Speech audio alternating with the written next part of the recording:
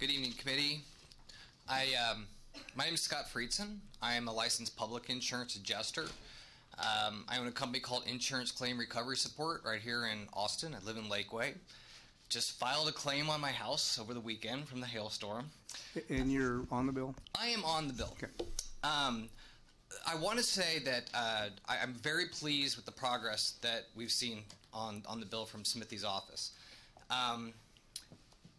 I've heard a lot of different things, and I just, in no particular order, I just want to share, a couple of things.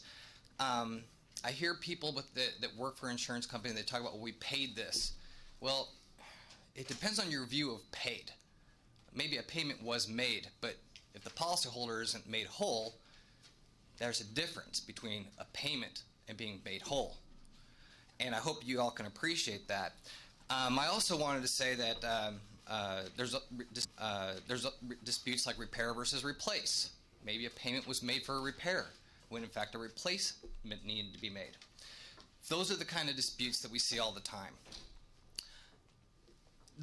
The good progress and the common sense solutions that I'm seeing in this bill is very encouraging. But one of the things that I want to make a point of is in the interest of consumer protections and reducing litigation, I really believe that appraisal clause, which is in every policy in the state of Texas, which is a non-litigious policyholder right, needs to be looked at. It needs to be, in my opinion, it needs to be codified. I think that there needs to be a remedy for the policyholders to recover the expenses of appraisal and umpire fees. I think there needs to be some kind of time frames and provisions in place whereby if a policyholder does feel like they are compelled to file suit, which, by the way, in my opinion, nobody wants to sue their insurance company. I mean, every client I've ever had, which includes churches, nonprofits, apartment complexes, homeowners, they just want the insurance company to deliver on the promise that they made, just like you see on the TV commercials, just like what's in the policy, like what's in the code.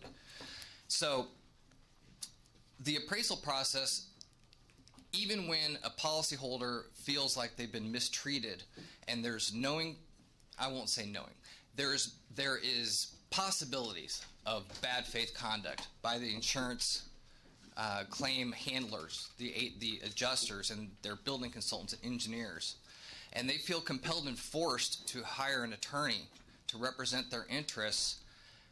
The unfortunate thing is that as it is right now, there's the defense attorneys that represent the insurance companies, they also retain a right to invoke appraisal. And when that happens, the attorneys stay on, the appraiser is on, a public adjuster is on, meaning they all have interest in the outcome of the claim, and the net expenses that come out of this process is very expensive and cumbersome on a policyholder.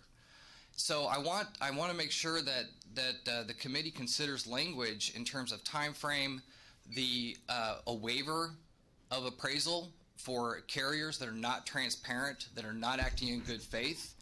I believe that needs to be included in the language, and I'm very happy to answer any questions and work with any lawmaker who's willing to sit down and listen. Well, thank you. Are there any questions for Mr. Friedson? No? All right. Well, thank you for your testimony.